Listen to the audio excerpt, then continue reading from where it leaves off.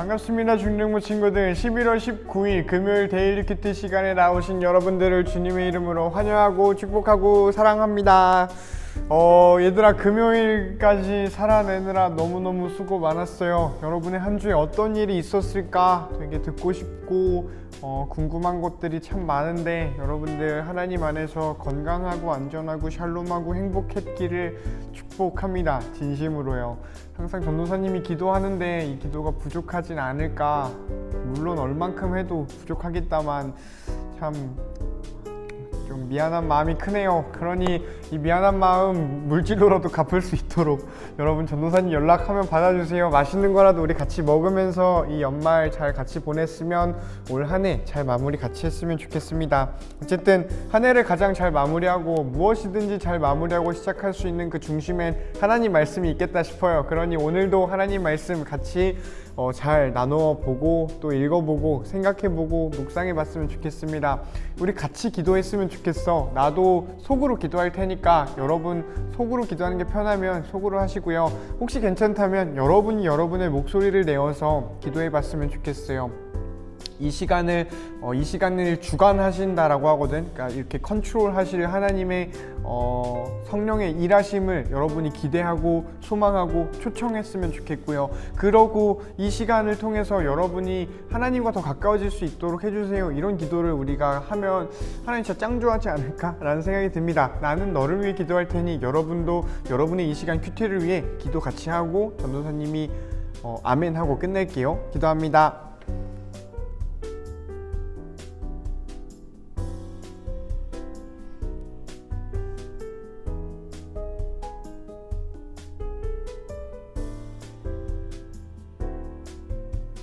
예수님 이름으로 기도합니다. 아멘. 자, 오늘 우리가 함께 볼 말씀은 사사기 9장 1절로 6절 말씀입니다. 짱 짧아. 드디어 짧아요. 그리고 아직도 기드온 스토리가 끝나지 않았습니다. 사실 기드온이 죽었는데 죽고 난 이후에도 이제 기드온과 관련된 이야기가 오늘 본문이에요. 같이 함께 읽어보고 우리 은혜 나누고 또 생각해보면 좋겠습니다. 읽어보자. 여룻바알 이 기드온입니다. 기드온의 아들 아비멜렉이 자기 외삼촌들이 살고 있는 세겜으로 갔습니다. 아비멜렉이 자기 외삼촌들과 자기 어머니의 모든 식구들에게 말했습니다. 세겜의 지도자들에게 이렇게 물어보세요. 여룻바알의 아들 70명이 여러분을 다스리는 게 좋겠니? 아니면 한 명이 여러분을 다스리는 게 좋겠니? 내가 여러분의 친척이라는 걸 잊지 마세요. 아비멜렉의 외삼촌들이 세겜의 모든 지도자에게 그 말을 전했습니다. 모든 지도자들이 아비멜렉을 따르기로 결정하고 아비멜렉은 우리의 형제다 라고 말했습니다. 그리고 세겜의 지도자들은 아비멜렉에게 은돈 70개를 주었습니다. 이 은은 바알브릿 신의 신전에서 가지고 온 것입니다. 아비멜렉은 그 은으로 불황자들을 사서 자기를 따르게 했습니다. 아비멜렉은 자기 아버지의 고향인 오브라로 갔습니다. 그는 그곳에 있는 한 바위에서 여룻바알의 아들, 즉 자기 형제 70명을 죽였습니다. 그러나 여룻바알의 막내 아들인 요담은 아비멜렉을 피해 도망갔습니다. 그 후에 세겜과 밀로의 모든 지도자가 세겜에 있는 돌기둥 근처의 큰 나무 곁으로 모였습니다. 그들은 그곳에서 아비멜렉을 왕으로 삼았습니다. 아멘. 이런 내용입니다. 이게 뭔 내용인가 싶지? 잘못 읽은 건가 싶지? 기드온의 아들 아비멜렉이 요상한 짓을 하고 있는 거야. 다시 한번 읽어보고 우리 말씀 나눠봤으면 좋겠습니다. 시작! 여러분은 어느 부분에 좀 마음이 가고 좀 이거 의미가 있다 라는 생각, 모든 건 의미가 있지만 유독 나한테 다가온다 라는 부분이 어디 있었을까요? 나는 특정 부분이지는 않았던 것 같아. 그냥 전체적인 스토리가 이게 또 이야기잖아요. 이야기라는 것은 오늘 본 부분만 이 오늘의 전부가 아니라 이거는 한 이야기 안에 들어있는 한 부분이다 보니 이 부분을 알려면 이야기 전체를 알아야 되잖아. 그리고 우리가 이 이야기 전체를 같이 보고 있는 것이고요. 그래서 이 부분에서 특정 부분으로 들어가는 것보다 이 부분을 가지고 보는 전체 이야기, 이게 좀 더 나는 다가오는, 내가 주목할 수 있는 부분이었던 것 같아. 그래서 큐티라고 하는 건 한 벌스, 한 구절에 집중하는 것이라기보다는 성경 말씀에 집중하는 것이니까 꼭 어느 구절에 아니어도 돼요. 이렇게 통으로 봐도 되고 이 전 본문이 그랬다면 이 전 본문을 봐도 좋겠다라고 전도사님은 생각이 듭니다. 자유롭자라는 이야기야. 어디에 매여있지 않아도 돼요. 우리 충분히 자유롭게 성경 안에서 헤엄쳤으면 좋겠다라는 생각이 듭니다. 어쨌든 오늘 이 아비멜렉이 기드온의 아들들 70명을 죽여버린 사건이 등장을 했어요. 예, 그러고 나서 이 사람이 세겜이라는 곳에서 왕이 되었다라는 이야기가 오늘 본문에 나오지요. 기드온한테는 이름이 알려지지 않은 아내분 중에 세겜이라는 지역에서 있었던 아내가 있었어요. 이 세겜은 여호수아 24장에서 여호수아가 온 동네방네 사람들 다 모아놓고 우리는 여호와 하나님만 따라야 돼 라고 해가지고 했던 그런 유서 깊은 공간이었어요. 그걸 세겜 집회라고 하거든. 어쨌든 그 세겜에 있었던 아내에게서 낳은 아들이 아비멜렉이었는데 이 아비멜렉 말고도 다른 아내들이 낳은 아들들이 많아서 70명을 낳았다라고 해요. 그 막내 아들의 이름이 요담이고요. 어쨌든 이 아비멜렉이 자기의 어머니가 있는 세겜으로 간 거야. 그러니까 자기 홈그라운드인 거죠. 왜 우리가 추석이나 설이 되면은 이렇게 고향으로 가잖아요. 여러분의 고향이 어딘지는 모르겠지만 시골이라고 표현하는 그렇게 외가댁, 친가댁 이렇게 가잖아요. 가면 우리 가족들이 있듯이 이 아비멜렉은 자기가 있었던 세겜으로 가면은 자기의 가족들이 있는겨. 외삼촌 이렇게 외가들이 있는 건지 자기 세력이 있었던 거야. 거기 가서 이제 얘기를 한 거야.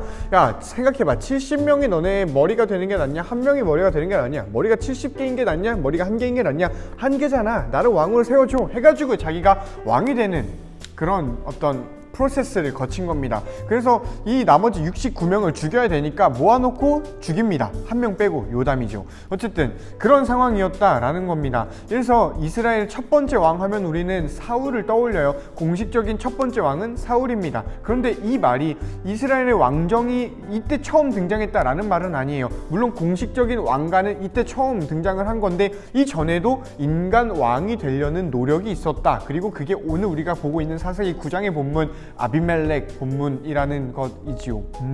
전에도 얘기를 한번 했었는데 사사기를 관통하는 주제가 뭐냐면은 우리에게 인간 왕이 필요하면 필요한 건데 사실 우리의 진정한 왕은 하나님 한 분이야 라는 이야기를 우리가 했었습니다. 이건 사사기를 뛰어넘어 구약성경, 뛰어넘어 신약성경 을 뛰어넘어 우리 그리스도인의 모든 삶과 교회의 메시지의 중심에 있는 거예요. 우리의 진정한 왕은 여호와 하나님 한 분이야 라는 건데 아니 내가 왕이 될 거야 해서 이렇게 왕이 되어버린 것이 아비멜렉이었습니다. 하나님께서 왕이신데 그러면 다윗은 뭔가요? 라고 하잖아. 이 왕이신 하나님께서 인간들에게 실제적인 통치를 위해 세우신 하나님의 픽이었다라는 겁니다. 그래서 이 이스라엘의 왕들은 하나님의 픽을 받아야 되는 왕들이었어. 그러면 아비멜렉은 뭔가요? 하나님이 픽했나요? 그렇지 않습니다. 아비멜렉은 정치질에서 자기가 왕이 된 거야. 여러분 주변에 정치질하는 애들 있지 않나요? 참 꼴보기 싫지 않나라는 생각이 들어요. 막 어디 가서 뒷담 까고 저기 가서 제 뒷담 까고 여기 가서 얘 편 들고 이런 거 하잖아요. 이렇게 해서 아비멜렉이 왕이 된 것입니다. 나는 이게 교만의 끝판왕이라고 생각을 해요. 스스로가 왕이 되기를 결정하고 그렇게 행동하고 그렇게 시도했다라는 것, 이게 교만의 끝 결정체라고 전도사님은 생각을 해요. 지난번 영상을 여러분 기억하는 친구가 있다면 전도사님이 기드온 이야기를 가지고서 할 수 있는 가장 중심적인 이야기, 메인 테마는 교만이라고 이야기를 했어요. 기드온 그조차도 교만으로 폭력을 일삼다라기보다는 폭력을 행했으니 말이지요. 그리고 그 교만이 이 아들 아비멜렉에게서 아주 강력하게 드러났어요. 내가 왕이 될 거야 라고 해서 스스로가 왕이 된 것이지요. 나 스스로가 왕이 되고 나 스스로가 주인이 되는 삶, 이거는 오늘날 그대로 적용될 수 있는 부분이라고 전도사님은 생각을 합니다. 내 삶의 주인이 내가 돼야겠다, 내 삶의 왕이 내가 돼야겠다 라는 생각은 교만한 생각이라는 거야. 적어도 우리 그리스도인들한테는 말이지요. 왜냐하면 우리 삶의 주인은 여호와 하나님이시니까 말이야.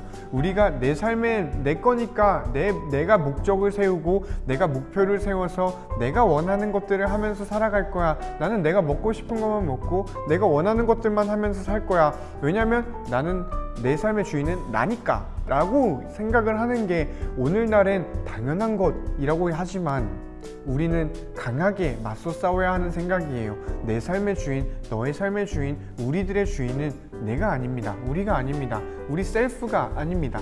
하나님 한 분이에요. 그러니 얘들아, 우리의 주인이 하나님임을 기억했으면 좋겠습니다. 그렇다면 우리의 삶의 목적은 무엇이어야겠나요? 너의 삶의 목적과 너의 삶의 비전은 무엇이어야겠나요? 우리는 무엇을 바라보며 살아가야 하고, 무엇을 따라가야 하며, 무엇으로 너의 삶을 채우고, 무엇으로 나의 가치관을 채우고, 무엇으로 내가 즐거워하고, 무엇을 내가 싫어해야 하나요? 우리 잘 생각해 봤으면 좋겠어. 이거 내가 너한테 정해줄 수 없거든. 너의 삶의 주인이 하나님이라는 거를 너가 기억할 때 그 너와 함께 하신 하나님께서 너에게 알려주실 거예요. 여러 방법을 통해서 전도사님의 설교, 교회의 가르침, 너의 묵상, 우리들의 기도, 부모님을 통해서 친구 관계, 또 혹은 공동체를 통해서 여러분에게 하나님께서 언뜻 알려주시고 생각나게 하시고 기억나게 하시고 가르쳐 주시는 게 있을 거야. 우리 그걸 따라갔으면 좋겠어. 다른 게 신앙생활 아닙니다. 하나님이 너의 삶의 주인이고 하나님이 우리의 삶의 주인이라는 것, 이거 아는 게 신앙생활이지 교회 생활이 신앙생활이지 않아요. 교회 가가지고 충성된 그 교회 사람이 되는 게 신앙인의 삶이 아닙니다. 신앙인은 예배를 잘 드리는 거, 찬양 잘하는 거, 기도하는 거, 헌금하는 거 너무너무 중요한 가치이지만 여기에 머물러 있지 않아요. 여기에 머물러 있지 않고 이거를 포함하는 하나님이 주인 되는 삶을 살아가는 것, 이게 그리스도인이고 이게 신앙인이고 이게 진리를 따라가는 꽃길을 걷는 삶이겠다 싶습니다. 그러니 전도사님은 여러분을 진심으로 축복해요. 우리의 주인이 하나님임을 까먹지 않고 그로 인해 기뻐할 수 있는 너와 내가 되면 좋겠습니다. 그걸 다짐하고 그거를 발견하고 그걸 다시 한번 힘을 내서 결심할 수 있는 건 예배예요. 그러니 우리 돌아오는 주일 예배가 있습니다. 또 위드 코로나 단계로 말이 많고 탈도 많지만 어쨌든 지금은 걷고 있으니 우리 괜찮다면 함께 모여서 예배했으면 좋겠어요. 방역에 신경 쓰고 안전을 최우선으로 할 테니 우리 모여서 함께 하나님, 우리의 주인이신 하나님을 예배했으면 좋겠습니다. 그렇게 하나님 예배하는 걸 기대하는 여러분의 주말이 되기를 바라고요. 안전하고 따스한 하루하루를 보내는 여러분이기를 축복합니다. 안녕.